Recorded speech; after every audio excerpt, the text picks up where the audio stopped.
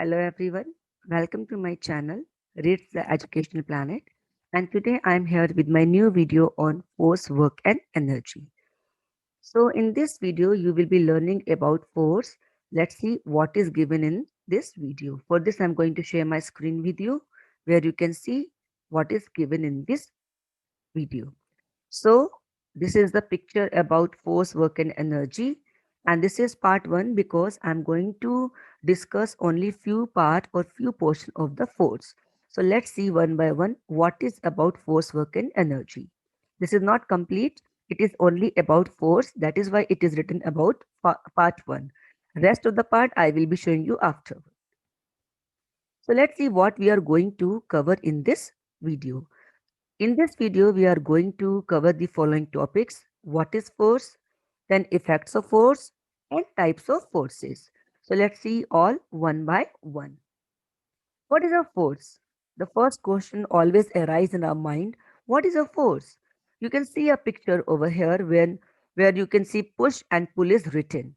So actually a force is a push or pull. When we push any object or when we pull any object, then we apply force on that. So that push and pull is known as force. So we can say a force is a push or a pull. Now we are going to discuss about the effects of forces.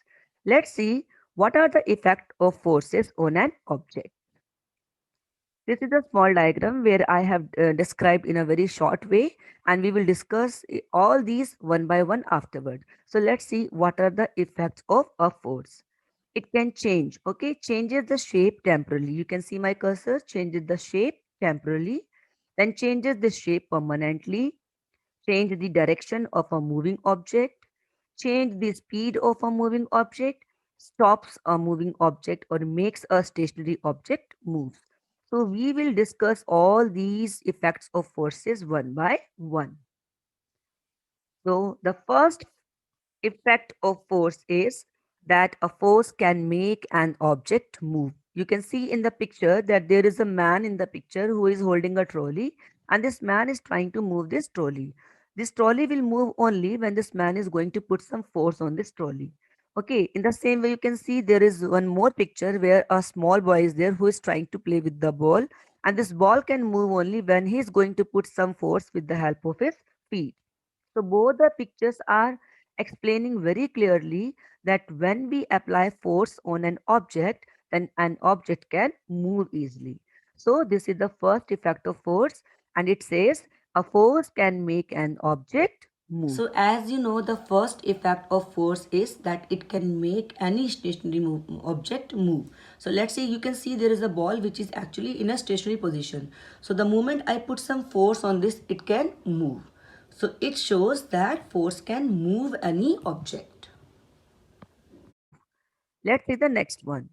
The next one is saying a force can stop the moving object. It is also true. A force can stop the moving object. How? When you play football and all this kind of game, you can see that one goalkeeper is always there who is trying to stop the ball. So what he is doing in that case? In that case, he is putting his force, maximum force, so that he can stop the force. So this picture also clearly shows that a force can stop the moving object. So second effect of the force is this. Now I'm going to show you the second effect of force, that force can stop the moving object. You can see this ball is moving, so I'm going to stop it. Okay, I'm again moving. You can see that I can stop it with my force. So when I apply force on a moving object, then that object can stop. I hope it is clear. Let's see the next one. The next effect of force is a force can change the speed of the moving object. It is really true. You can see there is a picture given in which the boy is cycling. So when he is putting more and more force on the pedals, he can increase the speed of his cycle. In the same way, when you play with the ball, then what happens? When you put more force, the speed of the ball increases. Okay, it becomes very far, or we can just throw the ball with a very far, with more force, and speed can be increased. So this picture actually shows us the third effect of force, that a force can change the speed of the moving object. Now you can see a simple machine with me, and this machine is actually used to mix the curd and all. But I'm going to show you the third effect of force, that is that force can change the speed. So you can see when I am just moving it with very less force, then it is only simply moving. The moment I put more force, the speed is increased. Let's see the next one. Now, effects of force also says that a force can change the shape and or size of an object. You can see here two pictures I have taken. One is the person is squeezing a sponge, and it shows that squeezing a sponge can changes its shape and size. So when that man is applying force, then the shape of this a sponge is changing and size is also changing. In the same way, you can see here a tin is also there. Crushing a tin can changes its shape and size. So when we put more and more force to crush this tin can, then what happens afterward? Its shapes totally change, permanently change, and size also permanently change. So this picture, these both pictures shows that a force can change the shape and or a size of an object. You can also take an example of your mama, that when your mama needed the floor, then what happens? When she needs the floor, she put more and more force to knead the floor, and then its shape and size changes. Now I'm going to show you the fourth effect of force, and that says that when we apply force on an object, it can change its shape as well as its size. You can see I have taken two objects here. One is kneaded floor and another one is a simple paper. So when I take this paper and when I start putting my force on this, you can see that it has changed. Shape and size of this paper is changed. In the same way, this is a small ball of kneaded flour. So when I'm going to put my force on this, I can change the shape and I can change the size. So best example is clay modeling, which you people do actually. So what you do in clay modeling, you just put the clay like this and you can give any shape whatever you want. So this is actually what we are doing. We are applying force on the object, and this force can change size and shape of an object. So you can see I have changed the shape and size of both the objects. So it proves that force can change the shape and size of an object. Like, let's see now the next one. The next one says a force can change the direction of a moving object. For this also I have taken a picture here so that you can see when the bowler throw the ball. Okay, this batsman, he is trying to put more and more force, and when he put force and when he hit the ball with his bat, then the direction of that ball is changed. Now I'm going to show you the fifth effect of force, and you can see that when we apply force on this shuttlecock, now simply it is moving here. The moment I apply more force, I can change the direction. Okay? So what is the reason behind that? The reason is force is there. So a force can change the direction of a moving object. Okay. Next is we are going to discuss now what are the types of forces. There are three types of forces which is given uh, as follows: muscular force, then gravitational force, and frictional force. We will discuss all these one by one. The first one is your muscular force. What is the meaning of muscular force? It is given here. The force used by the muscles of the body is called the muscular force. You can see in these pictures that this first boy, he is trying to lift this weight. So what he is going to use? He is going to use the power of his muscles. In the same way, this is tug of war game where you can see both the teams, they are applying more and more force so that they can win. So in this also they are trying to put their force, which is actually muscular force. You can see the cycling one also. The person who is cycling, he is not having any electric power or anything else. He is using his own muscular power. In the same way, you can see this cart also. In this cart, the man is not using his muscular power. In place of him, animals are using their muscular power. Okay, so this type of force which is used by the muscle is known as muscular force. I'm repeating, the force used by the muscles of the body is called the muscular force.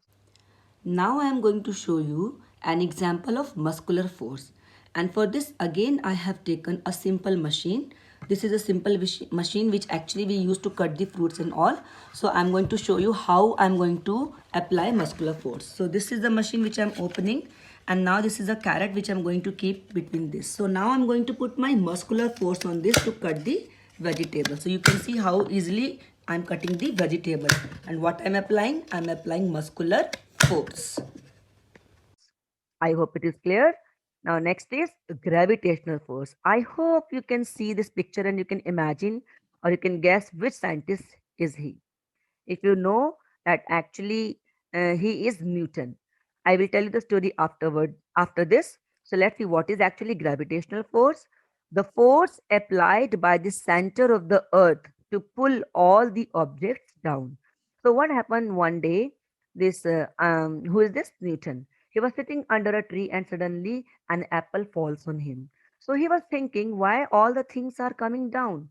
Then he only said the rule, or he only found this truth that there is a force in the earth which attracts everything towards its center, and that force is known as gravitational force.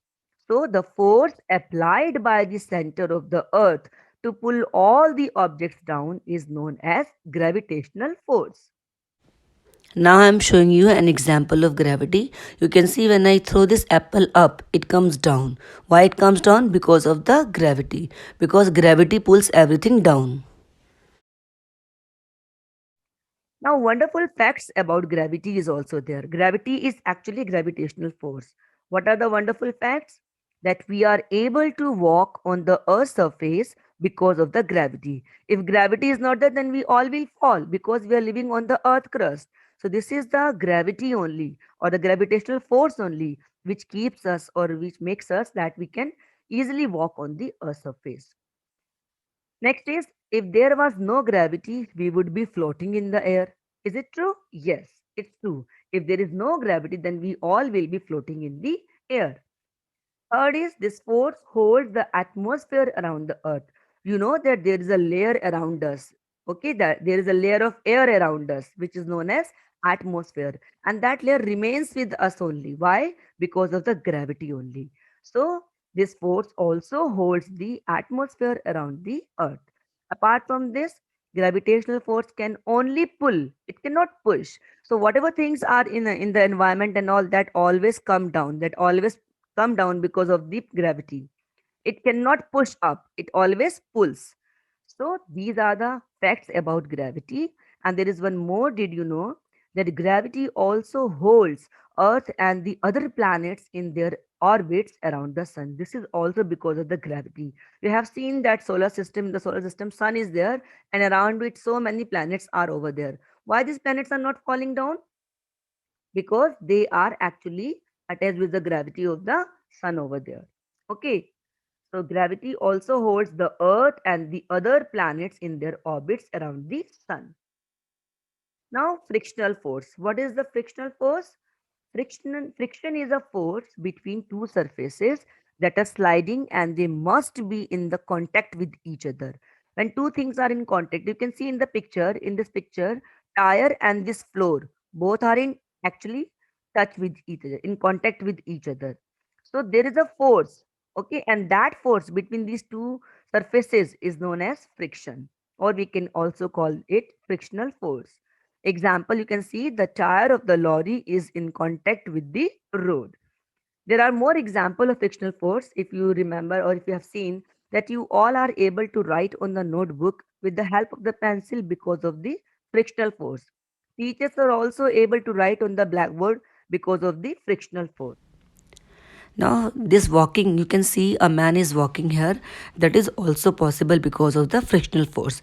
When we walk on the rough surface, the friction force increases. And when we walk on the smooth surface, then friction force is less.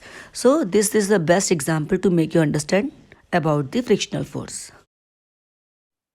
Now, there are some wonderful facts about friction. What are the facts?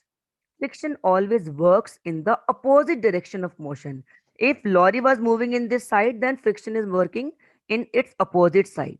Why? So that it can control that movement. The frictional force is more on a rough surface than on a smooth surface. If the surface is smooth, then there will be always less friction. And if the surface is rough, then there will be more friction. You have seen that the roads are always rough. They are constructed in rough way so that there will be more friction. and because of the friction, that balance or the speed can be controlled of the vehicles. If there is a smooth surface, then there will be no friction, and then we cannot control all the vehicles moving there. They all will be moving very fast and they can collide to each other. That's why the frictional force is actually more on the rough surface. So there is some one more point, that it allows you to walk, turn a corner on your bike, and warm your hands in the winter. So these all are the examples of friction, or we can say frictional force. We are always able to walk on the road because of the road is surface and we have more friction. If you will try to walk on the ice and on the smooth surface, you won't be able to walk easily. You can slip easily. So that is the reason that it helps us to control our speed and all. And friction is actually always, you can see, more on the rough surface. Okay, so these are the wonderful facts about the friction. Thank you. I hope till here everything is clear and you have enjoyed the video. And I also think that you have learned a lot of thing about this. So this is a small video, a short video which I have made for you. Thank you. Thank you very much.